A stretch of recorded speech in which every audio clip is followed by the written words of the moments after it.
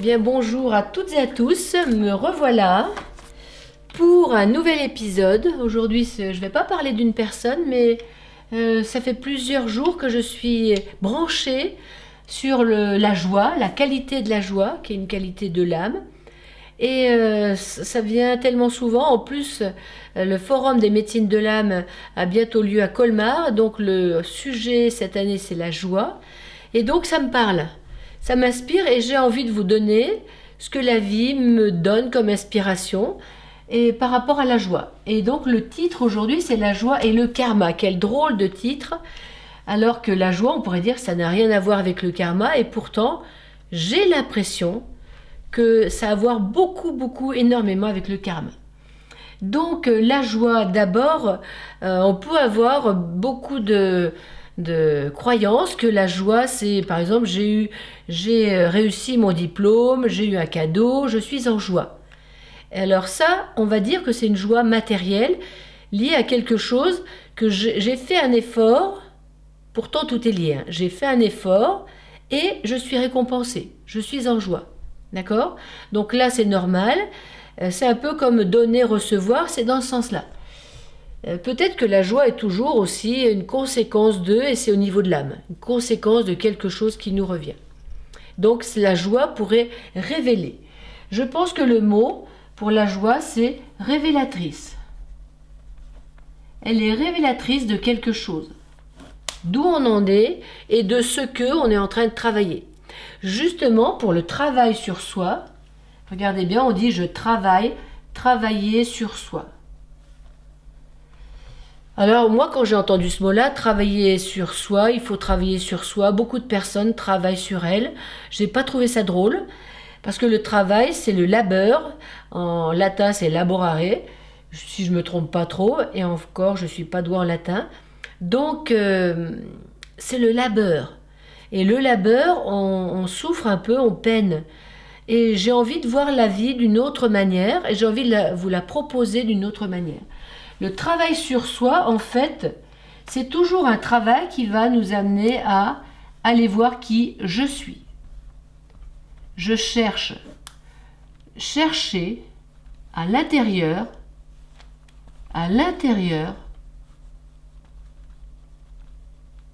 le je suis.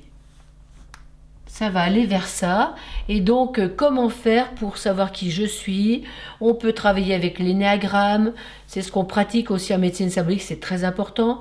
On peut travailler sur toutes nos blessures. On peut travailler sur tout ce que les personnes peuvent travailler pour aller voir qui je suis. Et donc, c'est souvent assez difficile, assez contraignant. Est-ce que je vais arriver à découvrir qui je suis? Et est-ce que je vais révéler ça? Le mot, c'est vraiment révéler ça, point d'interrogation. Je mets point d'interrogation parce que c'est un chemin, révéler qui on est, on dit je suis le 1 à l'intérieur, d'accord? Il faut le trouver, il faut le conceptualiser, c'est mental pour moi. Et comment découvrir que je suis le 1 à l'intérieur? Mais je suis comme toi, je suis comme vous, j'ai la même âme que vous, donc c'est facile. Et ça, c'est du mental et du verbe qui dit, mais concrètement, je le pense, ça va, je le dis, facile, et est-ce que quand je le fais, ça marche? Ben, c'est quand je le fais que je dois vérifier que ça marche. Alors, pourquoi je dis que la joie et le karma sont associés? Alors, pourquoi je dis ça? Il y a différentes joies au niveau du cœur, de l'âme. Il y a différentes joies. La joie mentale, c'est quand je réussis. D'accord? Une joie mentale. Le mental, c'est la réussite. Mental égale réussite. Quand c'est une joie du cœur, c'est étonnement. C'est un étonnement. C'est quelque chose qui nous surprend, qui fait que c'est une ouverture. Je m'ouvre. Ouverture. Très important. Ouverture. Étonnement et ouverture. Là, c'est une réussite. C'est souvent matériel. Et là, étonnement, ouverture, on pourrait dire spirituel, mais qu'est-ce qu'on peut mettre dedans? C'est du lien. C'est du lien avec les autres, la vie, etc. D'accord? Donc là, c'est pour bien voir que la joie, elle peut venir d'une idée mentale. Moi, je suis en joie parce que on part demain en vacances et ça me met en joie. Qu'est-ce qui me met en joie? Est-ce que c'est le fait de partir en vacances? Ou est-ce que c'est le fait de quitter ou de faire des nouvelles rencontres, des nouveaux liens? Donc vous voyez, c'est ça. Est-ce que je suis là au niveau mental? C'est une idée mentale, ça peut être un film. Au niveau mental, c'est un film que je me fais. Et au niveau du cœur, de l'âme, c'est un étonnement, c'est une ouverture l'un aux autres, c'est du concret. Alors là, on pourrait dire que matériel, c'est concret. Là, c'est avoir. Vous voyez, là, matériel, c'est avoir. Et dans le concret, là, pour le cœur, c'est être. Je le mets en rouge. Être. Qu'est-ce que ça veut dire, être? C'est un état. C'est un état et c'est pas une quantité. Être égale un état. Ça veut dire que je ne me pose pas de questions. Je suis détendue, je suis en paix. C'est joyeux, mais c'est pas exubérant. C'est joyeux, c'est en joie. Donc voilà, la joie, on peut en parler comme ça. Moi, je voudrais vous amener ici à la joie et le karma. Parce que pour moi, là, il y a quelque chose de crucial que je viens de voir, je viens de le voir à l'instant, et donc qui est très très important. En fait, là, c'est le travail vers l'intérieur pour révéler le 1 en nous. Le 1 en moi, d'accord? Il faut le révéler. Comment je vais faire pour le révéler? Il faut travailler sur soi, travailler, oublier, sacrifiez-vous. Enfin, moi j'en ai un petit peu assez de ce truc où la vie c'est un enfer et le paradis c'est après. J'ai envie de voir l'inverse. Et donc je vais vous proposer une autre vision de la vie en admettant que mon je suis est ici. Je suis, c'est en moi, c'est le 1, et il est déjà révélé. Écoutez bien, il est déjà actif, révélé, puissant, mais il est, regardez bien, mais il est voilé, inconscient.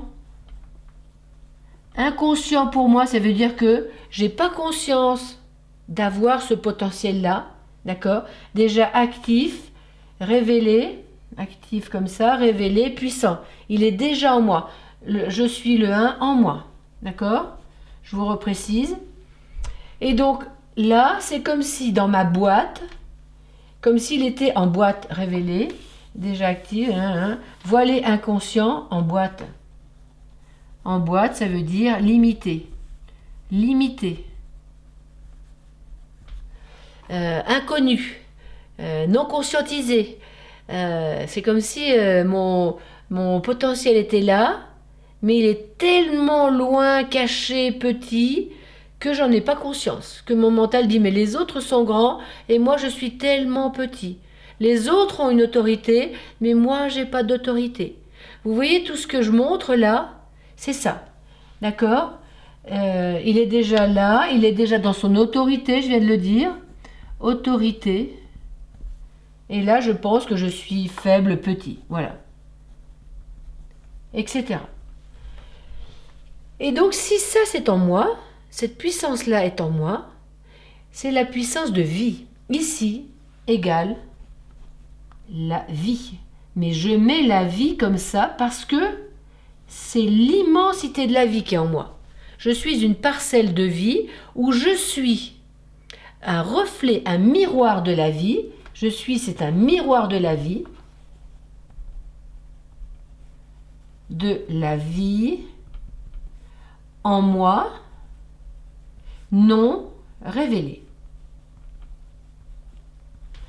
Donc, à l'intérieur de moi, il pourrait y avoir cette graine de vie, d'accord? Là, je suis le 1, c'est une graine ici, qui n'a pas encore pu pousser parce que je suis inconscient, non conscient, qui est en moi, qui est enfoui, qui est loin. Soit je travaille, je peine, soit je suis conscient que cette graine est là et que je suis puissant, cette puissance est en moi, et qu'elle peut se révéler en moi. Et donc, ce qui fait que dans ces cas-là, au lieu d'avoir ce travail dans ce sens-là, on va changer de sens. Ça, c'est le soleil qui rayonne. Ça, c'est le rayonnement. Et quand ça rayonne, ça s'appelle la joie. Et donc là, ça va rayonner, regardez bien, et ça va venir toucher une coquille, une limite. Et puis cette limite-là va me bloquer. Ça, c'est un blocage. Et je ne vais pas, par exemple, savoir lire, écrire, par exemple, et je vais dépasser cette limite. Je vais apprendre. Là, c'est limite pour apprendre. Ça s'appelle une limite pour apprendre. Et cette limite pour apprendre, on l'a tout petit, c'est pour marcher, parler, écrire, lire, etc. Et toutes ces limites qu'on doit apprendre, apprivoiser, conscientiser, à chaque fois, on dépasse une limite, on grandit et on est en joie. Qu'est-ce qui est en joie? C'est notre âme qui est en joie parce qu'elle est en train d'acquérir des outils. Tout ça, ce sont des outils pour faire du lien. Pour faire du lien. Pour faire le lien avec les autres âmes.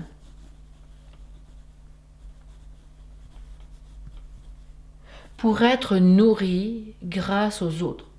Et si on ne sait pas ni marcher, ni parler, ni écrire, ni lire, ni compter, ni tout ce qu'on va apprendre, tous ces outils-là qui sont faits pour communiquer avec les autres, outils pour faire le lien, c'est vraiment le lien, eh bien on reste enfermé dans notre coquille de petit et on n'est pas en lien avec les autres et on est en peine et on déprime et on fait un burn-out et la vie va nous pousser à casser la coquille. À chaque fois qu'on a dépassé une limite, une autre limite apparaît. On la dépasse parce qu'on est puissant, on est le 1, on est la vie dedans et c'est plus fort que nous, ça va dépasser. Et c'est plus fort que nous, ça va rayonner. Ça, c'est le travail perpétuel, permanent jusqu'à la fin de nos jours et de notre vie et de nos vies, sans doute. Voilà, sans doute. Alors voilà comment ça pourrait être. Comment notre rayonnement intérieur, notre 1, notre puissance phénoménale à l'intérieur cherche à se révéler, Et donc là, elle va dépasser ce que vous connaissez bien. Ça s'appelle des peurs, des culpabilités, des croyances et des médisances. Nos 4 larrons qui nous empêchent à chaque fois d'aller plus loin. J'ai peur de ça, je n'ose pas. Jusqu'à ce que la vie me pousse à dépasser cette limite. La vie, c'est à l'intérieur cette puissance de vie qui veut aller plus loin, qui veut découvrir, qui veut vivre en fait, qui veut se révéler à travers nous. La grande vie veut se révéler à travers nous dans notre plein potentiel. Sauf que ça, c'est tout le socio-culturel. C'est le socio-culturel qui est là et qui nous a formatés. Alors on pourrait dire, oh là là, si j'étais né ailleurs, ce serait mieux. Eh bien, non, parce que ça nous permet, là où on est né, d'avancer, d'évoluer, de faire libérer notre âme là où elle en a besoin. Et donc, on est parfaitement au bon endroit, au bon moment. Et toutes ces peurs, culpabilités, croyances et médisances se retrouvent là, se retrouvent dans toutes ces coquilles. Et ces coquilles ne vont céder que quand on en aura bien rayonné dedans, bien, et qu'on retrouvera notre autorité. Où est-ce que j'ai mis le mot autorité? Puissant, autorité. Voilà, c'est notre autorité qui va permettre, quand on va se rendre compte qu'en fait, on a peur comme des petits-enfants, mais qu'on a 50 ans, 60 ans, et qu'on peut reprendre l'autorité sur notre vie, et bien là, ça va nous permettre de casser la coquille et d'aller plus loin. Ça s'appelle un travail de conscience, c'est plus un travail sur soi, c'est un travail sur l'extérieur. C'est-à-dire qu'à chaque fois que j'ai un problème, ça s'appelle un problème, voilà, le problème est là, égale une limitation, une limite, égale un karma. C'est-à-dire que quand j'ai compris que ça, à chaque fois, ce sont des limites que je vais rencontrer et qui vont être des douleurs qui vont s'incarner dans le corps. Si je ne dépasse pas ma limite, si je continue dans le même fonctionnement, je vais me rendre malade. Ça veut dire mes corps énergétiques ne peuvent plus s'expanser. Alors là, maladie, maux, problème. Ou pour moi, ou pour ma maison, mes enfants, etc. Donc là, l'expansion inexorable de ma conscience fait que je rencontre, elle révèle ma conscience. Ça c'est important, ma conscience qui s'expanse révèle mes ombres. Et mes ombres égale mes noms, N-O-N, égale karma. Mes graines de karma. Tous les noms, ce sont des situations que je n'ai pas pu résoudre au niveau conscience, je n'ai pas pu faire le lien, je n'ai pas pu être en harmonie avec l'expérience parce que j'étais trop jeune. Donc là, ma conscience qui s'expanse, voilà, révèle mes ombres, qui sont tous les noms où karma égale manque de conscience. Et donc là, voilà, j'en arrive à mon titre. Quand je dépasse, voilà, quand je m'expanse, là, l'expansion, la joie, c'est de l'expansion d'âme. C'est l'expansion de l'âme, la joie. Car elle a dépassé un karma, et donc l'âme rayonne librement jusqu'à ce qu'elle rencontre plus loin, et jusqu'à ce que quoi? Jusqu'à ce qu'il n'y ait plus de limitation, de peur, de culpabilité, de croyance, de médisance. Jusqu'à ce qu'il n'y ait plus, écoutez bien, plus de division. Égale le 1, égale joie ultime, on pourrait dire. Tant qu'on est divisé, alors il y a moi et le monde. Moi et le monde. Le jour où il n'y a plus de division moi et Dieu, je suis simplement sans. Je suis l'air, je suis le vent, je suis les plantes, je suis les étoiles, je suis la vie, je suis. Même plus je suis, en fait, alors il y a simplement cette joie incommensurable, infinie. Il n'y a plus de douleur, plus de problème. Et là, c'est vraiment un sujet magnifique. Et donc, je remercie la vie de m'avoir inspiré, car c'est vraiment une clé énorme. On a tous ça en nous, on ne le sait pas, on reste petit, on est inquiet, peureux, frileux, on est soumis à l'extérieur alors qu'on a un pouvoir phénoménal.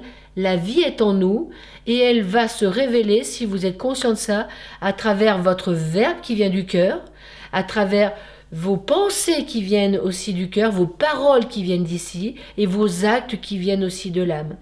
Donc je vous conseille d'écouter, de réécouter cette vidéo, de la faire passer. Vraiment, faites-la passer parce que pour moi, elle est capitale. En nous, l'autorité de la vie est déjà là, elle rayonne, mais elle est voilée, elle est cachée. On nous l'a cachée, mais c'est pas on nous l'a cachée parce que nous devons tous la redécouvrir pour en faire quelque chose de sacré au niveau spirituel. Donc sortez du travail sur vous, aimez-vous, soyez dans la joie de ce que vous vivez, demandez de l'aide aux autres pour que ce rayonnement se fasse. Il est temps, la vie a besoin de nous dans notre potentiel créateur. Je vous embrasse et je vous aime dans la joie. À bientôt.